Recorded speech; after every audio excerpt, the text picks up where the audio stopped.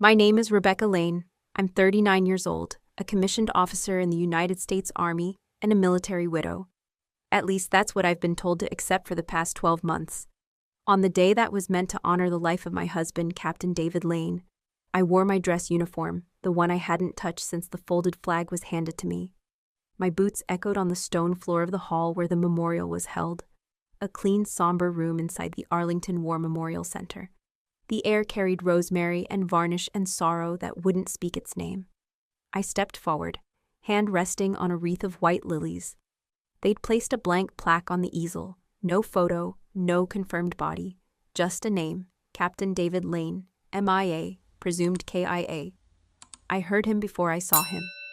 Stop living in the past. The words came sharp, slicing through the hushed room like shrapnel. I turned slightly. My father stood in the aisle, back straight, voice louder than respect allowed. He wore his polished shoes, navy tie, and that same dismissive look he gave me at David's funeral 12 months ago. "This family can't keep drowning in your grief, Rebecca," he said. "He's gone. Let him go." Every eye turned. My daughter gripped my sleeve. My hands didn't tremble, but my throat closed. I said nothing. Silence is sometimes the loudest resistance. I bent slightly, placing the wreath at the foot of the plaque. I whispered, "Not for him, but for me. I still believe you're out there." Just then, from the rear of the hall, I heard a stir.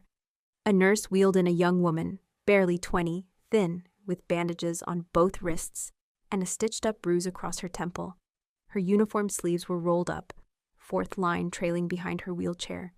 She looked dazed at first, then locked eyes with me across the crowded room. My breath caught. The room stilled. The girl opened her mouth. Her voice was hoarse, like she hadn't spoken in days. But every word landed like a grenade. "Ma'am, your husband is still alive." No one moved. Not even the priest standing by the altar knew what to do. The young woman blinked slowly, like the light hurt her eyes. The nurse pushed her forward until she was right beside the podium, facing me. "I was rescued last week," she said, voice shaking. "We were ambushed. A convoy extraction gone wrong. I thought I was going to die out there." I stepped closer. "Who told you to come here?" Her lips quivered. "Your husband saved me. His name was David Lane. He carried me through mud and fire. He was shot protecting us. But he was alive when they dragged him away." I couldn't breathe. My hands tightened into fists at my sides. Someone in the front row gasped. A lieutenant colonel rose from his seat, walking toward the young woman, then stopped short like he had seen a ghost. "What did you say to him?" I asked her. She looked at me again, her eyes wide. "He told me, 'Tell Rebecca I'm still fighting. Tell her not to stop looking.'" The room erupted. Some people shouted. My cousin dropped her wineglass. A chaplain crossed himself. Officers stood, unsure whether to intervene or salute. Behind me, I heard my father's voice crack. "She's confused," he said sharply. "She's just been through trauma." But I turned. For the first time in a year, I turned and stared him in the eyes. "Is she?" I said quietly. He didn't answer. The girl reached into her pocket and handed me a dog tag. Dirty, scratched, but unmistakable. David's name, David's blood type, still warm from being held. I nearly fell to my knees, but I didn't. I stood tall, because in that moment I knew the truth was crawling its way back to the surface, and someone, somewhere, had tried very hard to bury it. I stared down at the dog tag in my palm. It wasn't new. It had bite marks near the edge, the kind David used to make when he was thinking too hard. It was real, no question. Yet around me, the room began to fracture. Two officers whispered to each other in panic. A woman pulled out her phone and began recording. A man near the exit stormed out, cell pressed to his ear, whispering into the noise. But I stood there, still as stone. I hadn't cried when they declared him missing. I didn't scream when the memorial orders were sent. I didn't beg when my own family said, "Let him go." But now I didn't have to beg anymore. My daughter Maddie came to my side. She was 12, her hand still smaller than mine, but her voice clear. "Is Dad alive?" I knelt. "I don't know yet, baby, but someone's been lying to us." Behind us, I heard a whisper, not from the crowd, from my father. "She's making this up," he said. "This girl, she's just looking for attention." I stood, turned slowly, His face had changed. Not confusion, not grief, fear. I knew that look. My father was never afraid of grief, but he feared exposure. In that moment, I saw it.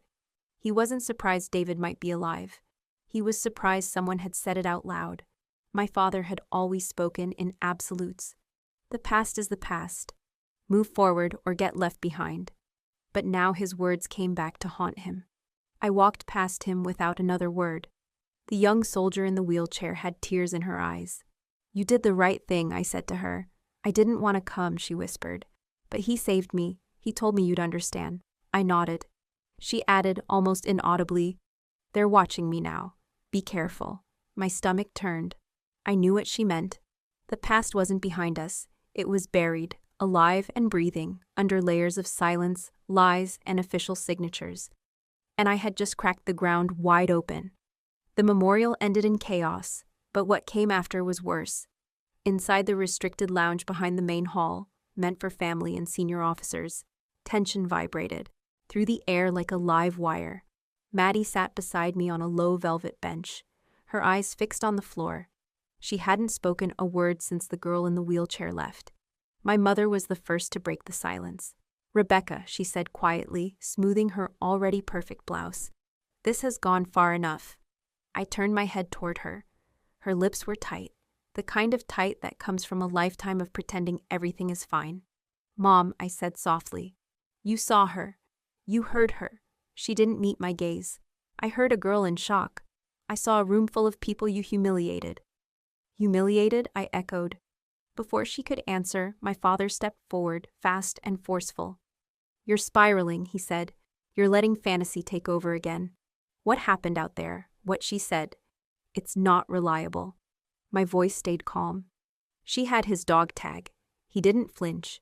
You think you're the first person who's clung to false hope? You think you're the only one who's ever been lied to?" "No," I said. "But I won't be the next person to stay quiet because it's more convenient." His face darkened. "You're risking everything, your career, your reputation. You're dragging your daughter through this circus." "She deserves the truth," I said. "You don't even know what truth you're chasing," he barked. "You think someone like her, some half-lucid soldier they wheeled in like a prop, can break national protocol? That she'd even be allowed to say something real if it were true?"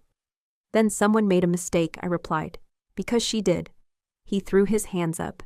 "You're digging your own grave, and you're doing it in uniform." That one stung. My family always measured honor by medals, silence, and compliance. They called it discipline. I called it fear, dressed as tradition. "I'm not digging my grave," I said slowly. "I'm digging for the truth. If someone buried David, I want to know who held the shovel." Maddie looked up at me. That was all the fuel I needed. "You're so sure he's dead," I said to my father, "but I think you're afraid he isn't." Silence. My mother exhaled like someone had struck her in the stomach. "Rebecca, please, let this go. You're scaring me." "Then be scared," I said. "Because if he's alive, someone let me mourn a lie for 12 months. Someone let our daughter cry herself to sleep thinking she had no father. And I intend to find out who." There was a beat. Then another. Finally, my father said, "You start pulling threads. You won't like what unravels." I stood. "I've been stitched into silence for a year. It's time something did unravel." I took Maddie's hand. And in that moment, I didn't care who stood behind me. I was ready to walk through fire to find David, even if the first thing I had to walk through was my own family. I requested a transfer the following week. Officially, it was a quiet move. Major Rebecca Lane returning to her academic roots at the Army War College as a strategy instructor. Unofficially, it was cover, a place where no one asked why I wasn't ready to move on. A desk where no one looked too hard at what else I kept open on my second monitor after hours. By day, I lectured on battlefield misdirection, intelligence operations, and operational deception campaigns. By night, I opened the classified case logs from David's last deployment and started looking for the one thing that doesn't lie: inconsistency. At first, I found what I expected: routine action reports, digital maps, sanitized emails, all clean, too clean. Then I noticed it. A mission timestamp was off by 10 minutes. Not enough for a civilian to care, but enough to make a difference in a firefight. Enough for someone like me, who used to help coordinate air support, to raise an eyebrow. I double-checked it against the radio logs, those I had to retrieve from a backup server under an academic research request. In the log, there was a transmission marked Red Echo, David's call sign, 13 minutes after the official time of his KIA. It was faint, distorted, but it was there. I didn't sleep that night. The next day, I reviewed the recovery report. The body was never recovered whole, just remains believed to be David's, tagged by dog tag and uniform scrap. But that's standard in war zones. What wasn't standard?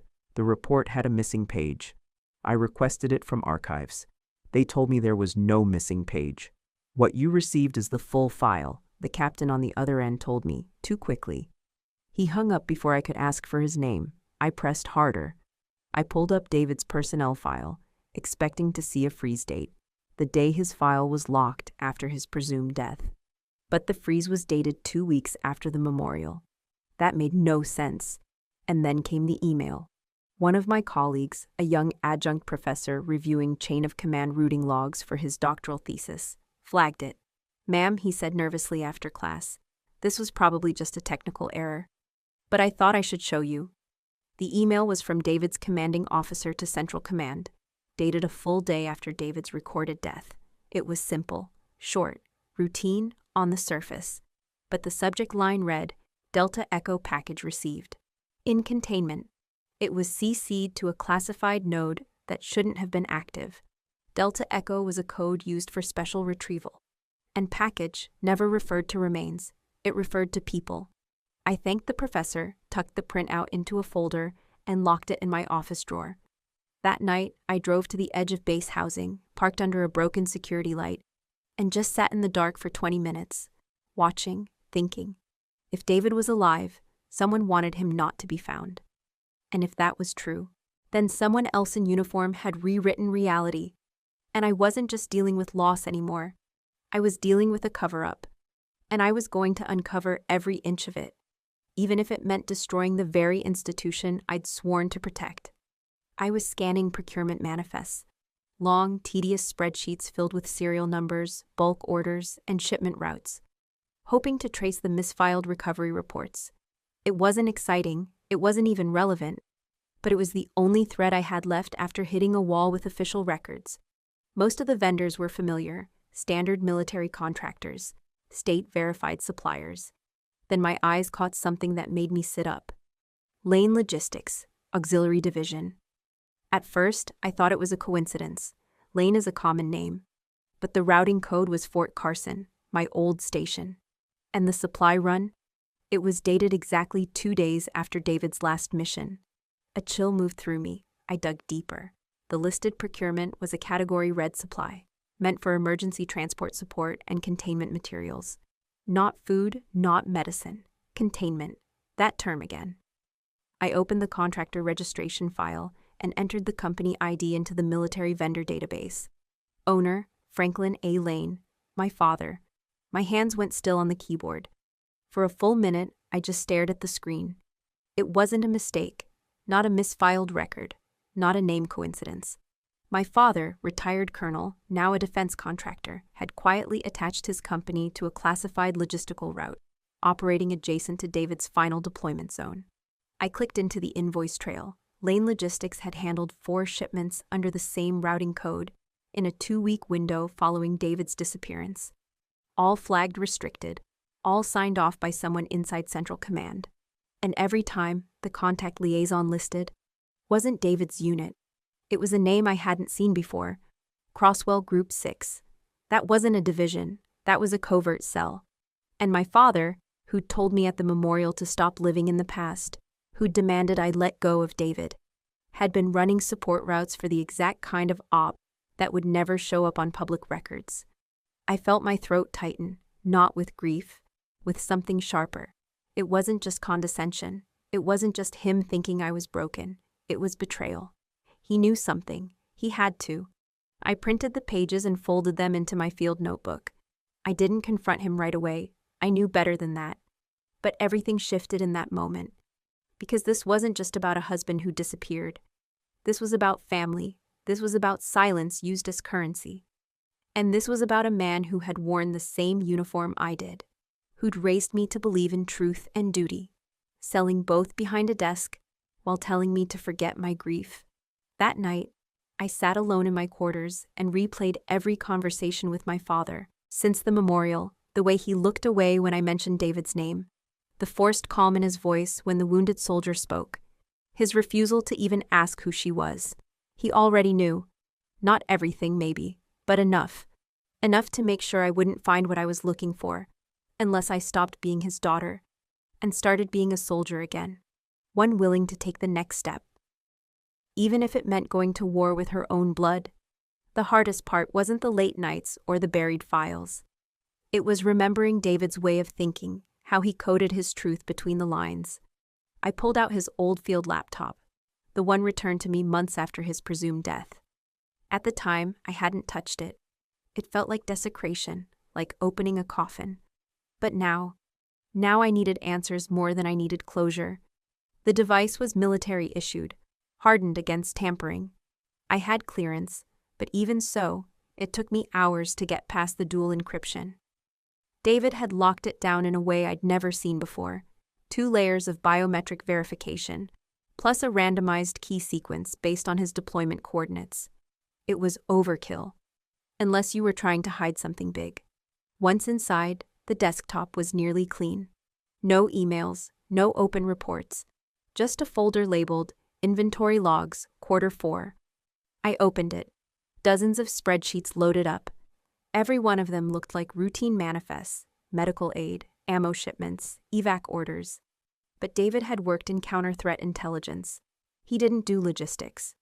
I scanned each file and noticed a pattern. In the final columns of each spreadsheet, he had quietly embedded a single character, sometimes a period, sometimes a comma, sometimes a hyphen.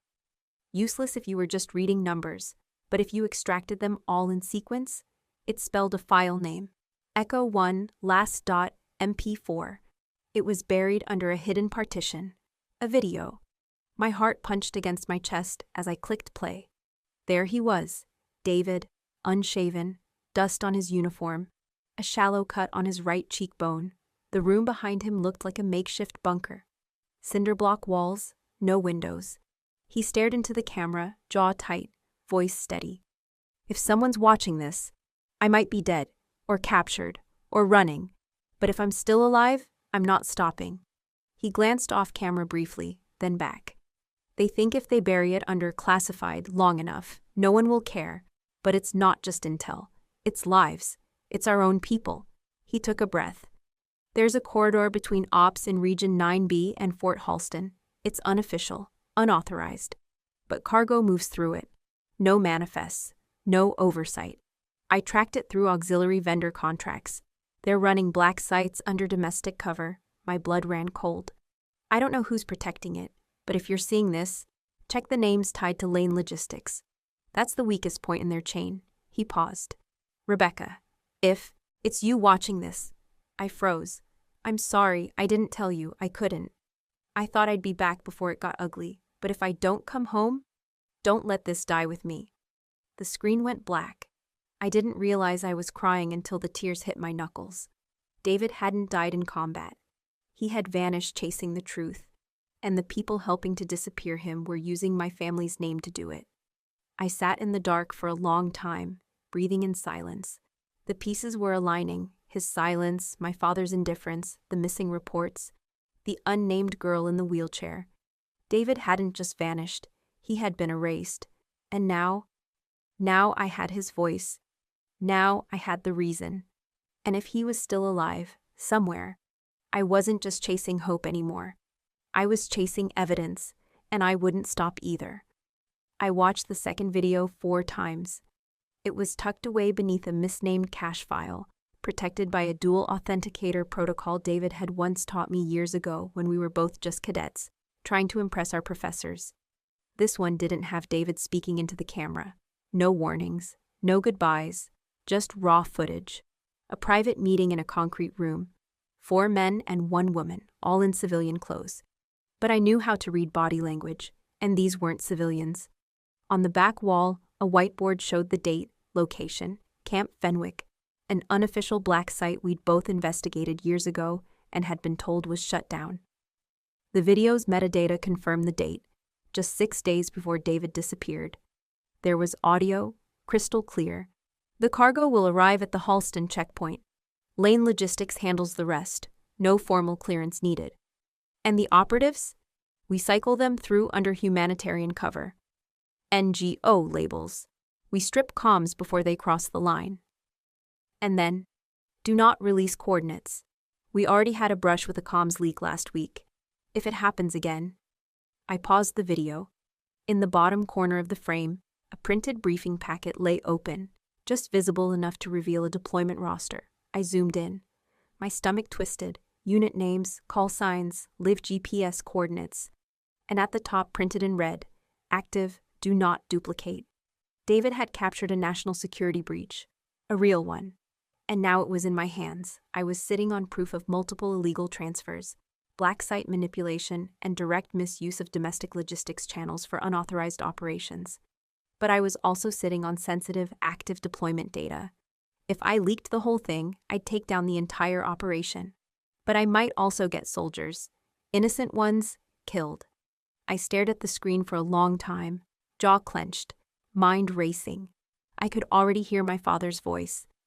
You've never understood how this world works. You think justice is simple. But justice wasn't what I was after, not entirely. Truth was, and the truth had to protect, more than it exposed. So I opened a secure machine, air-gapped. No remote access. I clipped the video. I blurred the section that revealed coordinates. Then, in a separate report, I detailed every other factual element. Location, participants, language used, timing, anomalies, procurement chain. And I signed it anonymously, not through my station, not through command. I submitted it straight to the Office of the Inspector General with a single line. Flagged as urgent under Title 10. Multiple violations of domestic military distinction. Audit advised immediately. I encrypted the full, unedited copy and stored it offline, because I knew this would come back. Someone would try to trace the leak. But I also knew one more thing. David hadn't just left me a trail.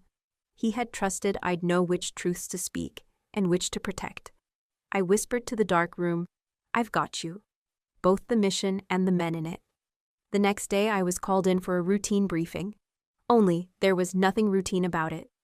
And the man who stepped into the room to question me, I had seen him in that video. I drove through the night to reach her, Sergeant Mariana Perez, 28 years old, wounded in action, listed under temporary civilian observation in a veterans hospital 2 states away. The transfer logs were sealed. I only found her because of a name David had scribbled on the corner of a napkin in his coded folder.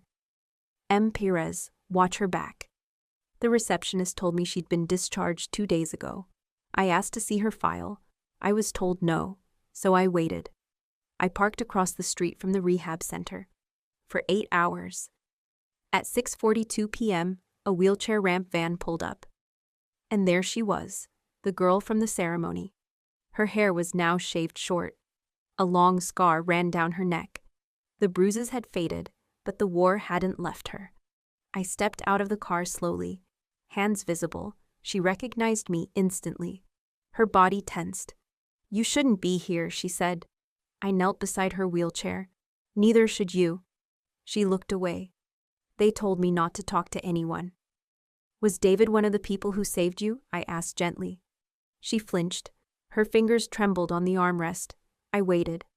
Let the silence stretch. Finally, she nodded. He pulled me out after a blast, she said. I was bleeding out. He used his own shirt to stop it, told me to hold on.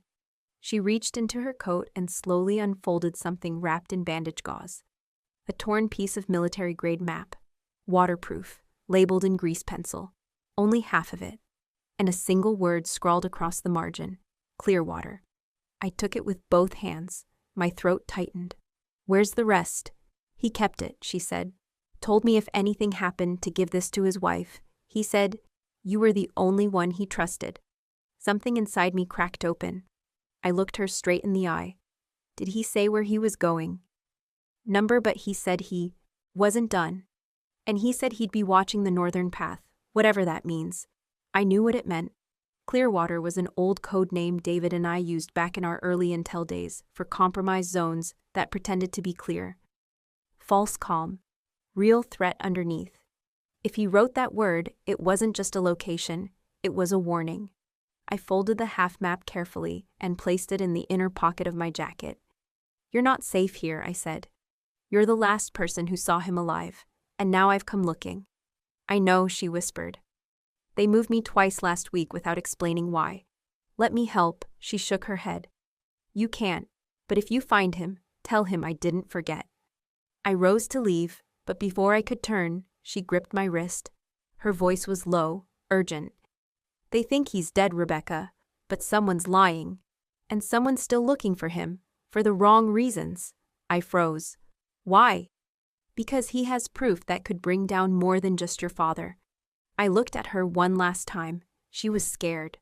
But she hadn't broken, and now I knew no one else was coming for David. If he was alive, if he was hiding, he was waiting for me, and I wouldn't fail him again. I hadn't seen Malik Reeves in 5 years. Not since he walked away from Fort Bragg with a discharge paper in one hand and a shoulder full of shrapnel in the other. We'd served together in SIGINT, Signals Intelligence. Malik was the kind of man who could hear a whisper through a hurricane. The Army tried to bury him behind a desk after his injury. He walked out the next day, muttering something about never working for ghosts in uniform again. But I knew he hadn't stopped listening. Not really. He just tuned his frequency elsewhere. I found him in the back of an auto shop in Arlington. Headphones on, knee bouncing, a dozen monitors blinking green and red behind him. When I stepped in, he didn't look up, just said, "I knew it was you the second your tires hit the gravel." "Still paranoid," I smiled. "Still stubborn," he replied, swiveling around. "What's the mission, Lane?" I handed him the half map from Sergeant Perez and a printed copy of the last logistics report, the one with my father's company listed. Malik studied them both, then leaned back. "You're opening a door that doesn't close. I think someone's holding David at a site that's not on the official books," I said quietly. "I need to find it before they move him again. Or worse." He cracked his knuckles. "You still remember your login to the Logistics Operations Interface?" "I remember my first password and every classified violation I ever logged." "Let's go." He handed me a keyboard. "Type it in. I'll cover our trail." We tapped into the Army's logistics backbone through an outdated procurement channel. One so dull, no one thought to guard it properly. From there, we filtered through black sites, personnel routing patterns, fuel manifests, and encrypted asset reports. Hours passed. The sun disappeared behind the blinds. Then Malik froze. "Found something. It's buried under a procurement audit folder for spare bolts. But it's encrypted with a CID override. Only Central Intelligence Division can generate those." "Can you break it?" I asked. He gave me a look. "Please." 10 minutes later, the screen flashed. A single line of metadata appeared. Source IP, encrypted node, region, West Africa. Status, active. Timestamp, 6 days ago. There was an attached tag, Camp Sable. The name chilled me. Camp Sable was a rumored detention site, off the record, technically dissolved years ago, located somewhere in the tri-border area where Angola, Namibia, and Zambia brushed up against each other. Most people in the Pentagon wouldn't even say the name out loud. And yet here it was, pinging the logistics system with a fuel requisition code tied to a U.S. auxiliary vendor account. My father's company. "He's there," I whispered. Malik leaned forward.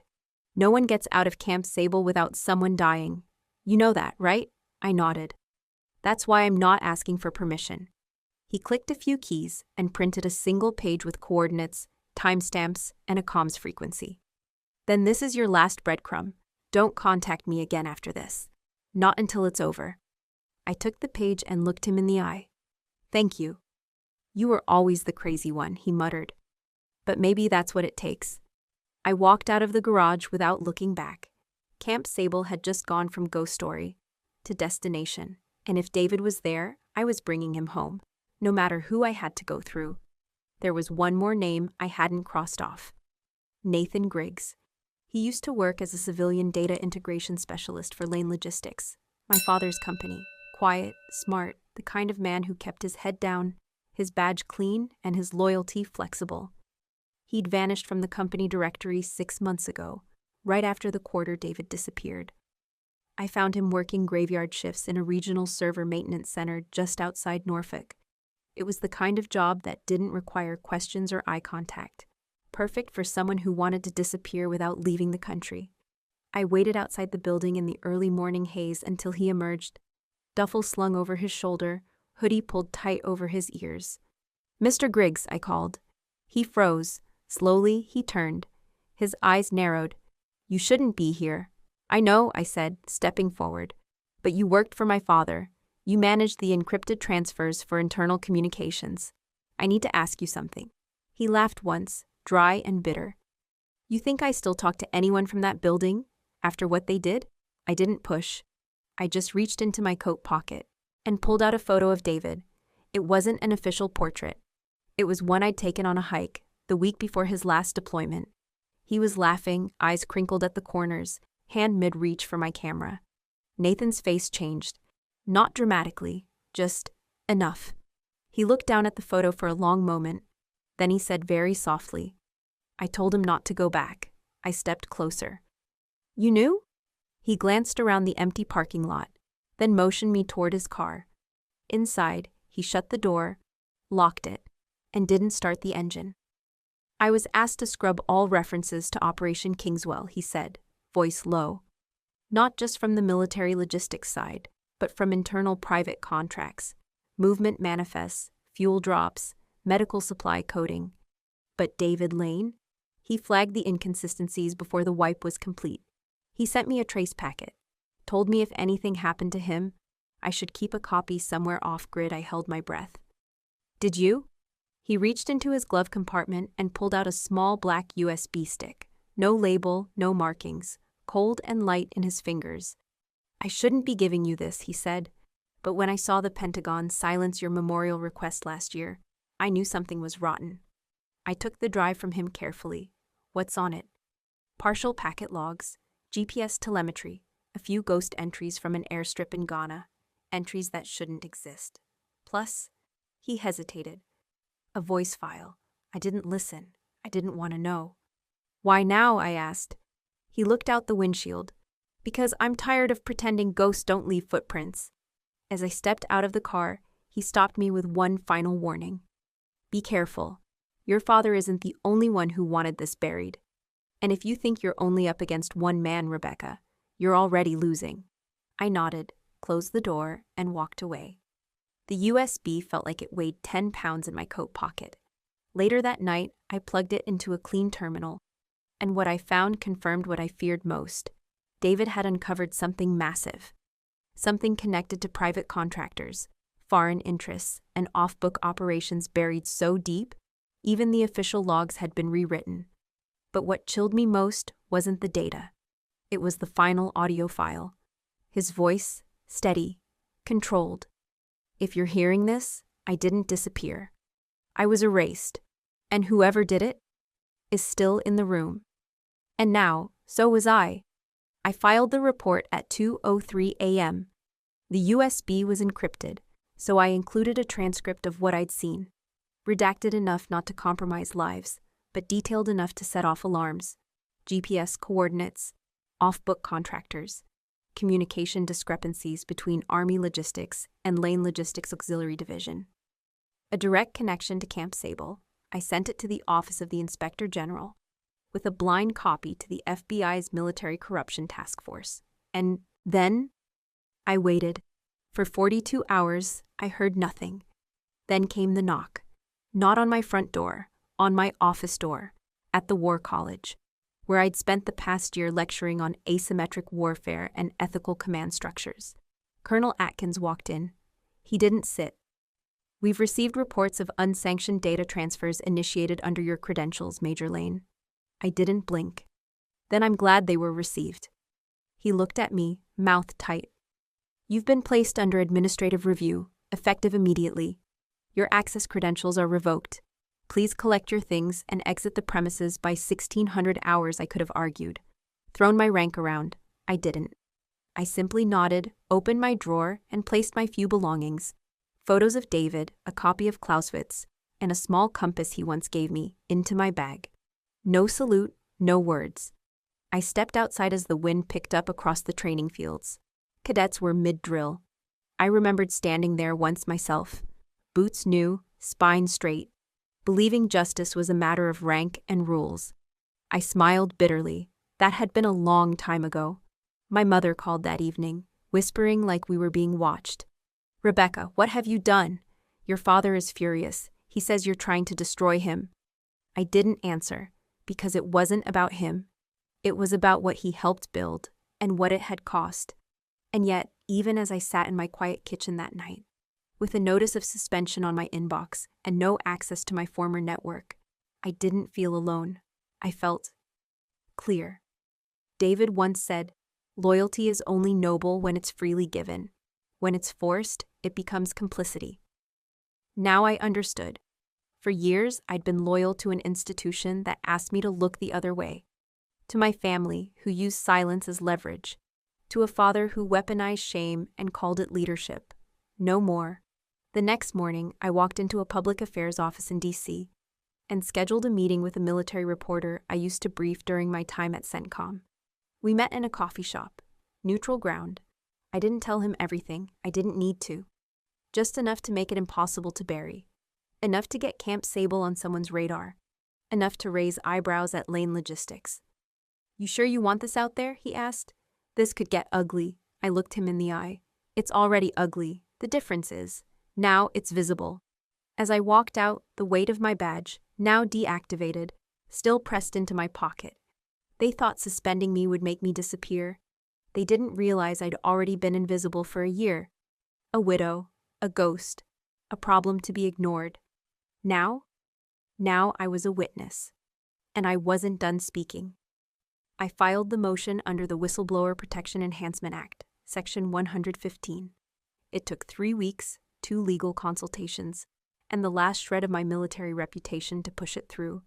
But eventually I got the hearing, a closed-door session with the Senate Armed Services Committee, attended by selected federal investigators, legal counsel, and military oversight officers. The kind of hearing they don't televise. The kind they think people will forget. They wouldn't forget this one. I wore my service uniform, not out of pride, but to remind them I had worn it with integrity long before my father turned it into a contract. As I entered the hall, the air felt sharper, quieter. At the end of the table sat my father, Colonel Stephen Lane, retired, decorated, untouchable, until today. He didn't look at me, not at first. Just sat there, hands folded over a leather folio, no insignia, just a pale blue tie, and that familiar jaw clenched tight. It was the same expression he wore the day David was declared MIA, the same look he gave at the memorial when I was handed a folded flag, and he muttered that grief was weakness. Now I knew why. I approached the center table and placed 3 folders down, marked copies of the materials I'd submitted, redacted operational logs, contractor shell invoices, Camp Sable movement orders, the original logistics file with Lane Logistics subdivision listed under civilian support, each one stamped with an internal code, and each one traceable to my father's command chain.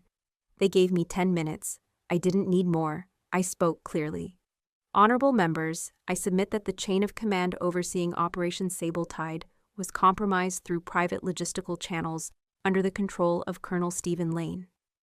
The use of auxiliary contracts, falsified accounting, and suppressed recovery missions indicate not only dereliction of duty, but strategic manipulation for personal and political gain." Still, my father didn't flinch, until I looked him in the eye. Colonel Lane was not only aware that my husband, Captain David Lane, was alive after the reported mission failure, he benefited from the cover-up that followed. A sharp intake of breath. Senator Albrecht, presiding, leaned forward. "Captain Lane is alive?" I nodded once. "That's why I'm here." That's when my father finally spoke. His voice was low, but it cut like a rusted blade. "You're my daughter. I didn't think you'd take it this far." I stared at him. "You're right. I am your daughter. But before that, I'm a soldier. And before that, I was David's wife. I buried my career for truth. You buried your soul for control." He smiled faintly, almost admiringly. "So this is your victory." I shook my head. "Number, this is the beginning." The room stilled. Papers rustled. A military legal officer requested recess, but I'd said enough. As I stepped out into the hallway, flashbacks rushed in. David's smile under desert light. His voice in that encrypted file.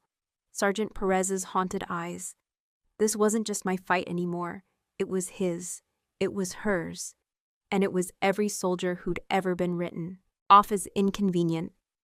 I'd always lived in my father's shadow, but today, I became the storm it couldn't contain. They didn't teach us how to fight in a courtroom. In the Army, we were taught terrain, angles, choke points.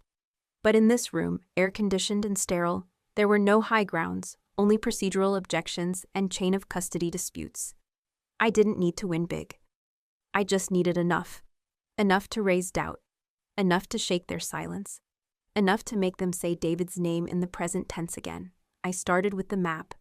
The half Sergeant Perez had given me was old, creased, stained, annotated in a code only someone like David would use.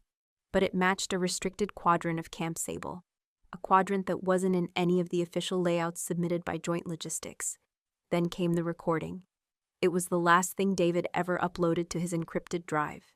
His voice cracked in places. He was hiding somewhere, wind in the background, distant echo of aircraft. He spoke fast, like he knew time was limited. "If someone's hearing this, I got close. Too close. Sable isn't just a black site, it's a funnel. Resources go in, people don't come out. I saw shipments rerouted, IDs erased. If I disappear, it's not AWOL, it's not suicide. And it damn sure isn't voluntary. Get this to someone who doesn't owe the colonel anything."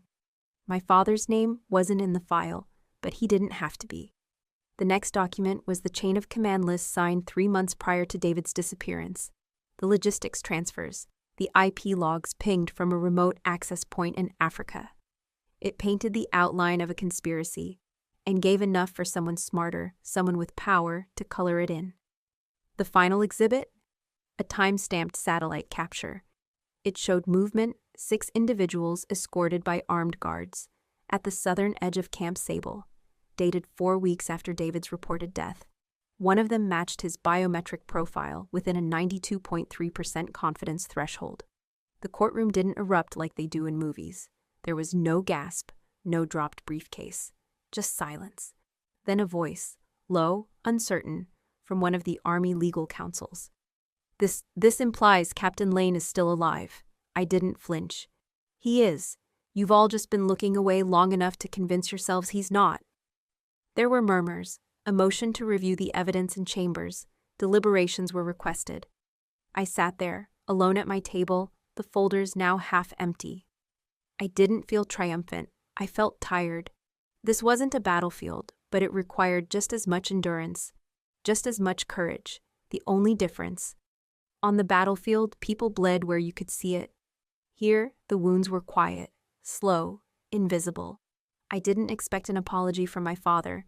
I didn't expect a medal either. All I wanted was movement, legal, tactical, honest. And finally, I got it. They ruled to reopen David's case. His status was changed from KIA to missing presumed detained. That one line, it shifted everything. Because once the door opens, it can't be shut again without someone answering for what's behind it. I wasn't looking for glory. I was looking for truth. And now it was no longer mine alone to carry.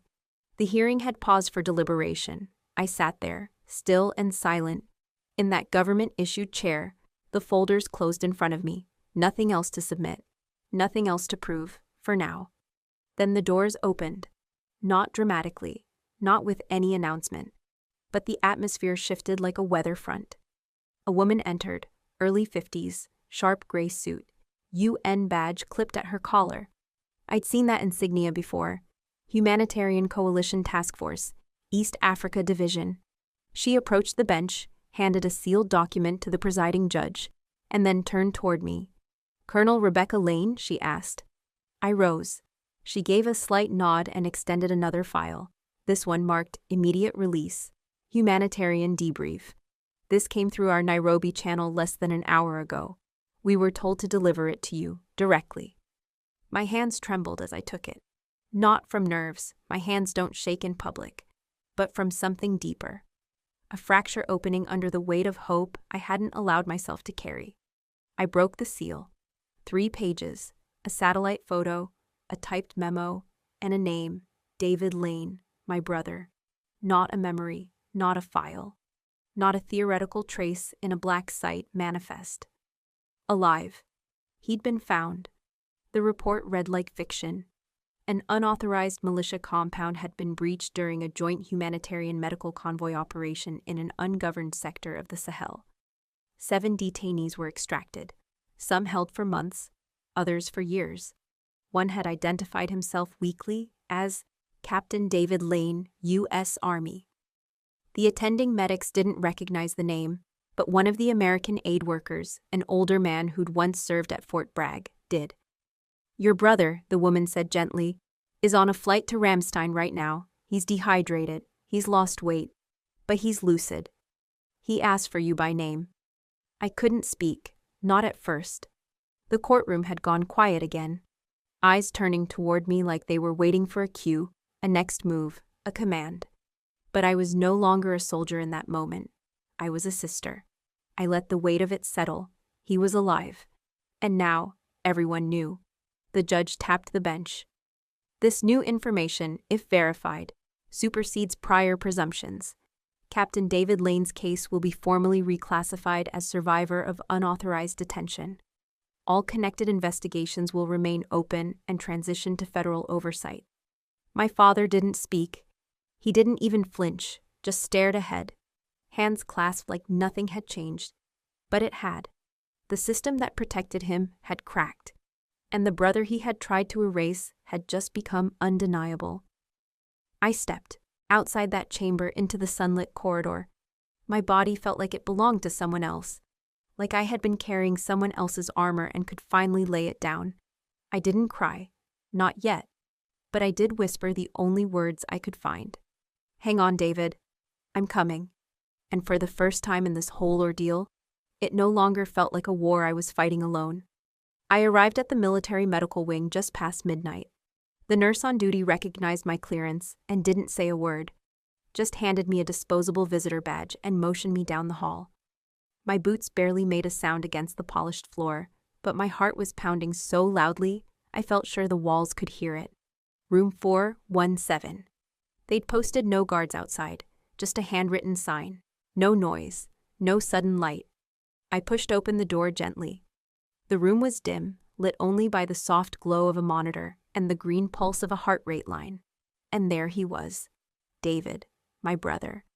Bones sharp against pale skin, hollowed cheeks, lips cracked, hair cropped close by field shears, uneven, a scar across his temple I'd never seen before.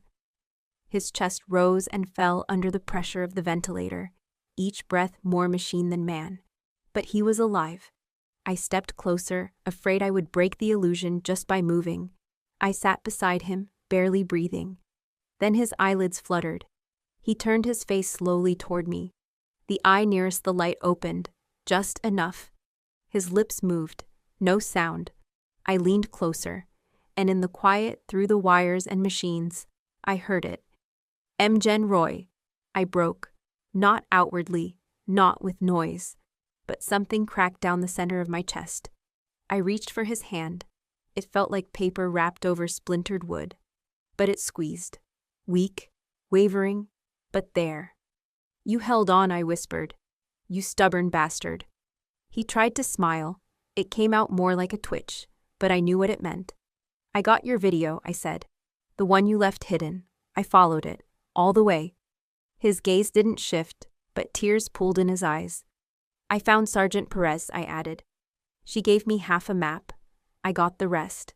I gave it to the right people. David closed his eyes, a slow blink of relief. I know about Dad, I said quietly. I know what he did, what he buried. No response. Just the beeping, just the hiss of the ventilator. Don't worry, I didn't say your name in court. You'll decide when that happens. His fingers tightened slightly around mine. You're safe now, I told him. You're not alone anymore. A pause. Then, so faint I almost missed it, he whispered, "It's not over." I leaned closer. He repeated it, just barely above breath. "It's not over." "What do you mean?" I asked. "You're here. You're safe. What's—" But his eyes rolled slightly, and the nurse entered right on cue. "He's fading," she said gently. "You might have a few more minutes. Let him rest." I nodded. But my mind raced. If he was still afraid, if he thought the danger wasn't over, then we'd only uncovered the first layer. I stayed beside him until dawn broke across the window, until the light touched the white hospital sheets and softened his face. I didn't sleep, not because I was afraid for him now, but because of what he'd said. It's not over, I believed him, and I would find out why, even if it meant going back into the darkness, even if it meant losing everything. Because now I wasn't just his sister, I was his shield, and no one else was getting through. The next morning, David was stronger. He could lift his head slightly, sip water with help. I brought in a small speaker and played a song from our childhood, an old Patsy Cline track he used to hum when we shared bunk beds on base housing in Alaska. He smiled faintly. When the nurse stepped out, I sat closer, and he nodded. "Ready?" he rasped. I nodded. Then he began. "They never wanted me dead, Beck," he said, voice gravelly, deliberate. "They wanted me erased." My throat tightened. "Because of what you found?" David took a shallow breath, then continued. "It started with an audit. I wasn't even looking for it. Just checking discrepancies in fuel shipments. One supplier, ArcLight Allied, remember that name, delivered fuel on 3 continents in 24 hours. Impossible, unless they were teleporting trucks." I frowned. "Ghost trucks." He nodded. "Fake shipments, then fake maintenance invoices, then missing personnel. At first, I thought it was just fraud, skimming off the top. But the deeper I dug, the more it twisted. His hand trembled. I held it steady. "There were 5 logistics corporations," he said. "Not small ones, contracted with the Army, Navy, DoD. They weren't just defrauding. They were using military convoys to move people." My stomach dropped. "Trafficking," he nodded barely. "From war zones, from disaster zones. Displaced people, mostly women and kids. And they laundered them through camps, fake hospitals, even NGOs, all on federal supply chains." I blinked, stunned. "Why didn't you go to the Inspector General?" "I tried," he said bitterly. "Twice. My reports got flagged, disappeared. The moment I included names, the system locked me out." He paused, then looked me straight in the eye. That's when I told Dad. The room went quiet. I didn't breathe. He said he'd take it up the chain, that it was above me now. I believed him, Beck. I thought, just for a moment, he'd help. I felt the heat rise to my face, not from shame, from fury. And instead, David whispered, he reported me as unfit for service. Then, 3 weeks later, I got reassigned to a convoy in Sierra Leone. No unit badge, no extraction plan. I walked straight into a trap. He swallowed, pain clear. They shot the medic beside me, staged the scene, then filed the paperwork. Combat loss, body unrecovered. Just like that, I was dead. "Who was behind it?" I asked, voice tight. David gave a slow blink. "Not just Dad. He was just one piece. He protected the cover, but there were others. Politicians, contractors, foreign liaisons. It's a web, Beck. One tug, and it collapses." I looked at him, this broken version of my brother who had once carried a wounded man 4 miles on his back in Afghanistan, who read spy novels upside down just to test memory, who kept a compass under his pillow even when stationed at sea. "They didn't break you," I whispered. "They tried. But you're here," he smiled faintly. "I'm not done. Neither was I." This wasn't just about clearing his name anymore. It was about exposing the machine that tried to erase him. "I filed my report," I told him. "Redacted names, but the truth is moving." "Good," he said. "But be ready. Once the names come out." "I'll be ready," I said firmly. "This doesn't end in a hospital room. It ends in court." David's voice dropped. "Or in fire." I squeezed his hand, then let it burn. The storm didn't pass just because we were in the same room again. If anything, the air felt heavier now.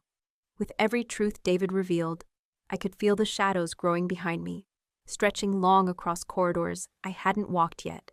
After he slept, I stepped out into the hallway. Military nurses passed with clipped steps. Somewhere down the corridor, a radio played a country song, like it didn't know the world was cracking open. I called Malik first. He didn't answer. I left a coded voicemail. Then I contacted Sergeant Perez. She picked up on the second ring. "He's alive," I said. A silence then. I always knew. "I need your help." Again. She didn't hesitate. "You'll have it." Back in David's room, I opened my notebook. Not the digital files, not the encrypted backups, just paper, pen, what we knew, what we could prove, what was still missing.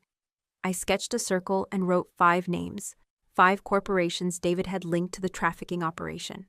Arclight Allied, Polaris Systems, Calder Logistics, Greystone Bridge, and J-Vector International. Next to them, I wrote a list of senators and defense consultants tied to their boards. It read like a who's who of Washington and Langley insiders. At the center of the web, the phrase Camp Sable, and one thin arrow pointing back to my father. The first battle had been finding David. The next would be dragging the rest of this into the light. I heard the rustle of sheets behind me. David was awake again. "You're mapping it," he said. "Yes," I replied. "We're going to finish this." He tried to sit up. I gently helped him ease against the pillows. His eyes were tired, but the fire was there again. "They'll try to stop it. I'm counting on it." He gave a half laugh. "You were always the, stubborn one."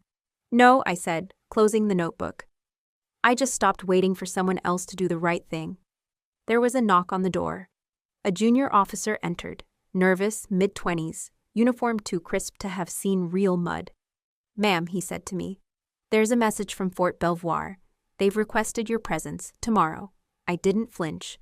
"What about him?" I asked, nodding toward David. "Medical transfer, Bethesda. They're calling it witness protection, but I think it's something else." I exchanged a look with my brother.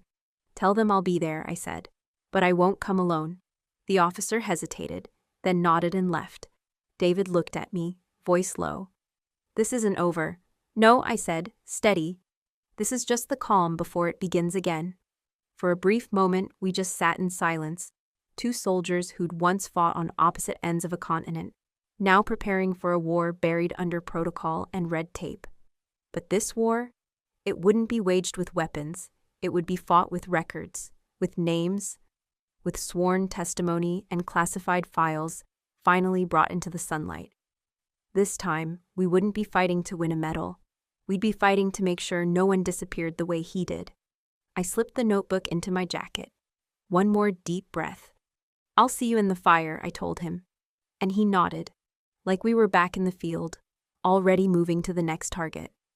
Because the storm hadn't ended, we had just become the eye of it. The lights were too bright, the room too polished. Rows of microphones lined the table in front of me, and I could see the red dots of cameras blinking like warning signs across the courtroom. The seal of the United States glinted behind the dais, where the Oversight Committee sat, half stone-faced, half performative. This wasn't justice. It was theater. David was still recovering, lungs weak, body frail, so I stood alone. But I wasn't silent. "I am Lieutenant Commander Rebecca Lane," I said into the mic, my voice clear, even. "And I am here because no one else would be." Murmurs stirred among the press. I saw my father's defense counsel frown in the second row. They told me I was too emotional to command, too reactive, too soft, I continued. But it wasn't logic that kept me searching when the files were redacted. It wasn't protocol that made me listen when others walked away. It was my emotion, my grief, my loyalty. I held up the flash drive Malik decrypted. "This is a partial list of movements and contracts approved under false cover. Routes used for non-military cargo. Names of individuals paid to look the other way. This system wasn't broken. It was built this way." One of the congressmen leaned in. "Commander Lane, are you accusing military contractors of human trafficking under DoD contracts?" I didn't blink. "No, sir, I'm not accusing. I'm reporting. With evidence. that your offices received twice and buried. That landed harder than I expected. One staffer's pen froze mid-scribble. I inhaled, held, released. When my brother, Staff Sergeant David Lane, uncovered internal memos linking logistics companies to unauthorized detainment sites, his deployment status was accidentally changed. His location was scrubbed. I found a death certificate filed 6 weeks later. I saw gasps, even from the hardened reporters, but I wasn't finished. For 2 years, I was told I was chasing shadows, being dramatic, seeing what I wanted to see.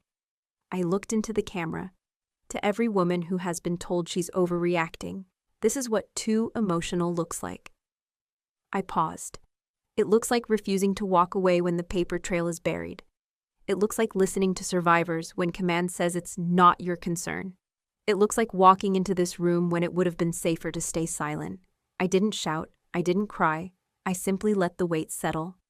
Camp Sable was not a rogue operation. It was a pattern.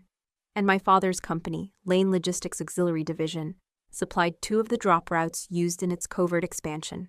I laid out a map, simple, undeniable. "Mr. Chairman," I said, "I'm not just here as a soldier or a sister. I'm here as a witness to what happens when loyalty is manipulated, when honor is used as a mask." A woman in uniform seated beside a 3-star general whispered something. He didn't reply. His eyes were on me, unblinking. I closed my folder. "I don't need to be believed," I said in finality. "I just need the record to be public." The chairman cleared his throat. "This committee will recess for review and reconvene at—" I didn't stay for the end of the sentence. As I walked out, flashes from the press lit the marble halls. I didn't stop, didn't pose, didn't smile. I had stood alone, but I hadn't stood in vain. And this time, they couldn't say they didn't know. The room fell quiet before I even touched the play button. I could feel it, the kind of silence that pulls at your throat before a funeral hymn. The oversight committee had reconvened after lunch. Their ties were straighter, faces tighter. Maybe they thought the worst had already been said. They were wrong. "I have one more submission for the record," I said calmly, placing the small portable recorder on the desk in front of the microphone. This was recovered from a hard drive found at a decommissioned logistics node linked to Camp Sable. It contains audio from an unauthorized interrogation. The voice you'll hear, being questioned, is that of my brother. A few heads turned. A few brows lifted. I pressed play, at first only static. Then, David's voice, barely audible. "I already filed the report." "You're too late." Then a low voice, smooth, professional, unhurried. "Male. You filed. It encrypted. But we intercepted the chain. No one knows you're here, so let's talk again, Sergeant." The quality was grainy, but the fear was sharp. In David's voice, in his breaths, you could hear a struggle, not with violence, but with the certainty that the world had gone dark on purpose. There were more voices, 3 others. One gave orders, one asked questions. One just laughed under his breath. They named names. Not full ones, just call signs and titles. Colonel Hastings said he doesn't want blowback. The contract came through Ryder Holdings, per usual. Lane said he'll clean it up, like last time. Someone in the back gasped. Whether it was at the mention of my father's name or the dead certainty in the interrogator's voice, I didn't look. The playback continued. David refused to give names. They threatened to mark him as hostile. One man muttered about making it look like a rebel hit. And then, nothing. Just silence for 11 seconds. That was the part that hit hardest. The nothing. When the audio clicked off, no one moved. I looked around. One senator had his hand over his mouth. A staffer blinked too fast to be casual. Another woman, a civilian consultant for the Department of Defense, had tears pooling but didn't wipe them away. Then, softly but unmistakably, Senator Eleanor Wren, from Georgia, whispered, "Oh my God." She didn't look at anyone. She just whispered it like a prayer she never meant to say out loud. I leaned into the mic. My voice didn't shake. That recording is 3 years old. The voices have been identified by independent linguists and cross-referenced with deployment rosters. I've submitted the metadata. We verified it. And my brother's voice print matched. I paused. Let the weight fall. What you just heard was never meant to survive. It survived because David believed someone, anyone, would listen. Not believe, just listen. The chairman cleared his throat, but no words followed. I'm not here for vengeance, I added. I'm here for accountability, for those still in uniform, for those still in chains. The reporter from The Atlantic dropped her pen. I heard it clatter. Still no one spoke. I gathered the documents, the flash drive, the empty water bottle. I looked straight at the row where my father had sat that morning. His seat was now empty. I told you, I said, more to myself than anyone. They don't get to erase him. And I walked out, into a silence far louder than applause. That night, I didn't sleep. I didn't even try. I sat on the floor of my apartment, cross-legged, still in my hearing outfit. Navy blazer, tan slacks, my mother's watch around my wrist. The old laptop hummed beside me, screen glowing with cascading headlines. CNN, Fox News, Al Jazeera, BBC, Reuters, NPR. Even The Guardian had picked it up. Breaking, Lieutenant Commander Rebecca Lane exposes Black Flag Network inside military logistics chain.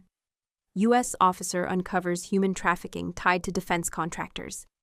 Rebecca Lane and the secrets they buried. Every hour, another outlet joined the storm. By 2 a.m., Rebecca Lane was trending in over 30 countries.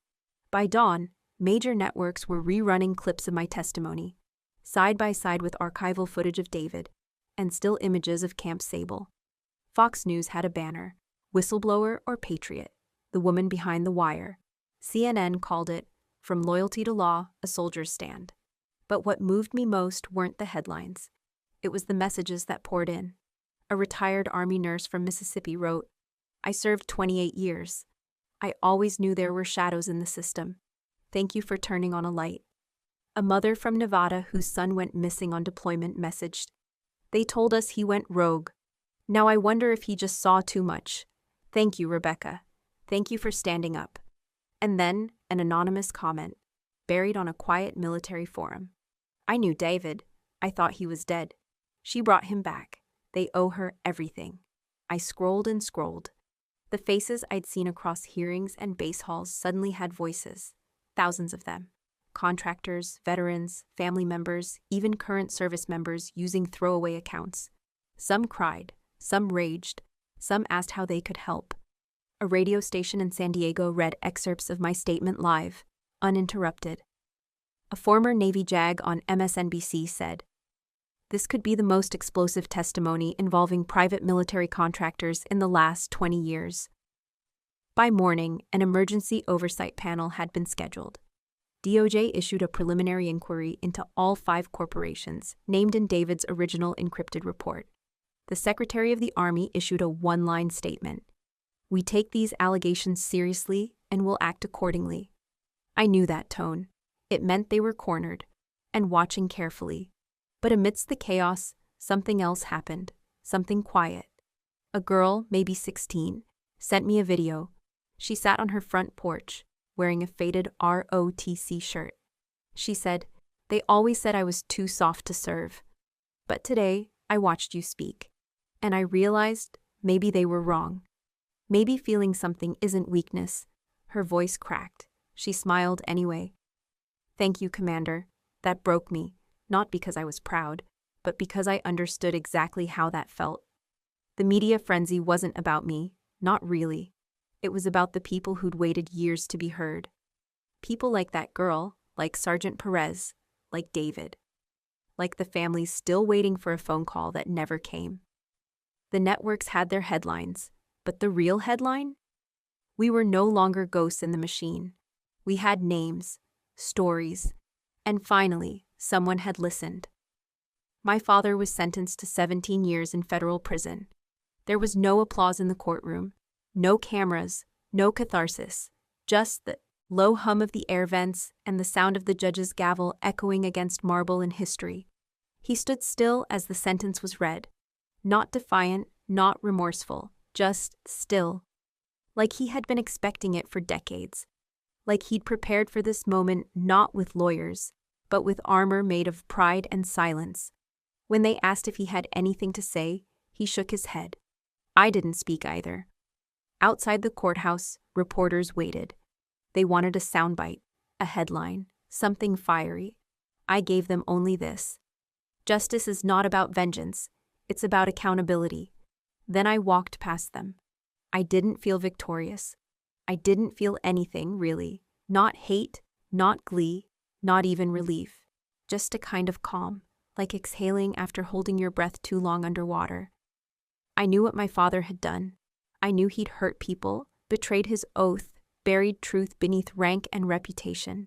And I knew he had tried, until the very end, to keep control of the story. But that day, he didn't get the final word. I did.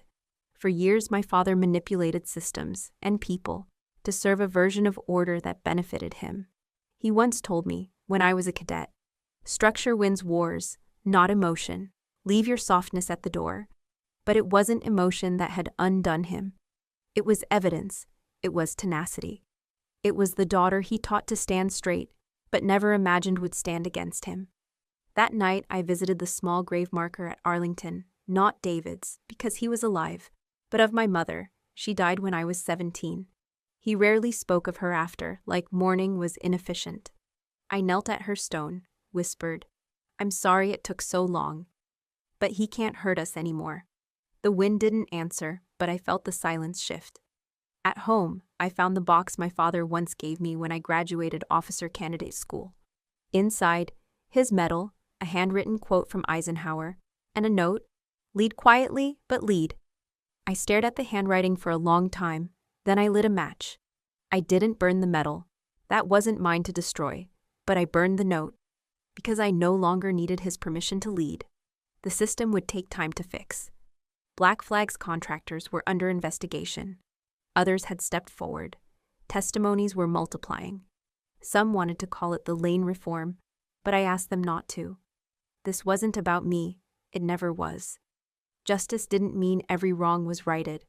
It meant I chose truth when silence would have been easier. It meant David could sleep without chains. It meant my father's power no longer dictated my compass. They took his uniform, but I took back my voice. And that, to me, was the only sentence that ever mattered. A month later, an envelope arrived by certified mail. It was thick, formal, sealed in navy wax. David opened it with a quiet breath and passed it to me. Inside were 2 citations, signed by the Secretary of Defense. We were each awarded the Distinguished Service Medal. The words were precise, bureaucratic, heavy with the weight of war and silence. For exceptional conduct in the exposure of unlawful operations endangering American military personnel and civilians. For courage under institutional pressure and upholding the values of the United States Armed Forces.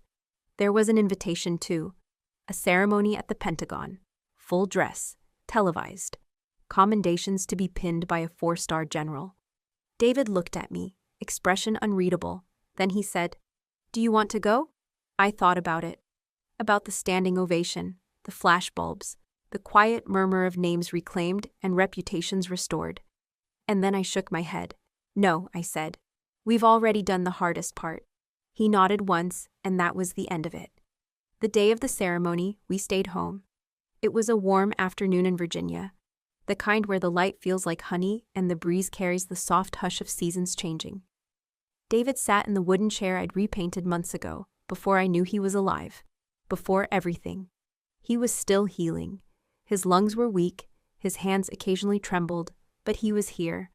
I brewed 2 cups of tea. He brought the blanket. We sat on the porch beneath the white pergola he'd built years ago, when things were simpler. The white chrysanthemums I planted during deployment leave bloomed behind us, fragile but defiant. We didn't speak much.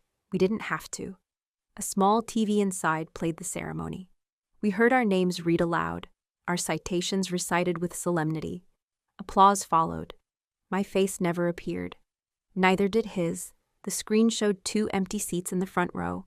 Someone whispered that we must have missed our flight. But the truth is, we didn't miss anything. We just didn't need it. Honor isn't always found under stage lights. Sometimes it lives in silence, in choosing peace over pride, in saying, "We did what we came to do. Now we rest." I reached over and took David's hand. He looked at me, really looked at me, and his eyes were clear, steady, whole. The kind of gaze that tells you the worst is over, even if the world is still cracked around the edges.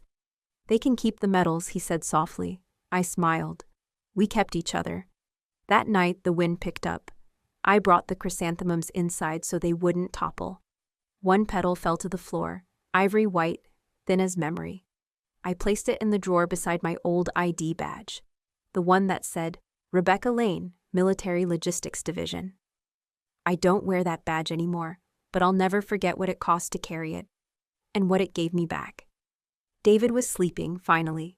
His breathing had steadied into a soft rhythm, the rise and fall of someone no longer on alert. I stood in the doorway of our bedroom for a long moment, just watching. His hand rested over the blanket, twitching now and then, a leftover from all the nights he flinched in dreams. But tonight he looked younger, or maybe just unburdened. I wrapped the shawl tighter around my shoulders and stepped outside onto the porch. The white chrysanthemums still held their shape under the moonlight. The air was cooler now, early autumn brushing through the trees. Insects hummed somewhere in the dark, not loud, just present enough to remind me that the world kept spinning. Above me, the sky was open and endless. I used to stare at the stars as a child, thinking I'd find answers up there, some divine pattern that explained why people hurt each other, why silence was louder than truth, why love sometimes had to take the longer road. Tonight, I didn't need answers. Tonight, I was just grateful. Grateful that David came home, not whole, but alive. Grateful that my voice had cracked through the machine. Grateful that somewhere, a girl like me might see what we did and know she doesn't have to break to make change. For the first time in years, no one was telling me to move on. And I realized I never stopped moving. I just finally chose the right direction. Inside, the kettle whistled. I poured 2 mugs of tea, set one by his side, just in case he woke. I returned to the porch with mine and sat, barefoot, feeling the old wood creak under me like an old friend, the kind that doesn't demand anything except that you show up. And I did. I was here. Before we say goodbye, I want to ask you something. Where are you watching this from? Is it a quiet morning with a warm cup of coffee? Or a late night where stories like this are the only thing that makes sense? Let me know in the comments. We read everyone with gratitude. If this story meant something to you, even just a line, a moment, a breath, I hope you'll consider subscribing. Not just to hear more stories like this, but to be part of a community that still believes in something gentle, something brave, something kind. Because that's what this has been about all along. Not revenge, not exposure, but restoration. The slow, quiet rebuilding of what was stolen. Dignity, truth, and the right to be seen. Thank you for spending your time with us today. Wherever you are, I hope you carry this story with you. And remember, sometimes the miracle doesn't knock on your door. It waits quietly until you're ready to open your heart. Take care of yourself. We'll see you in the next story.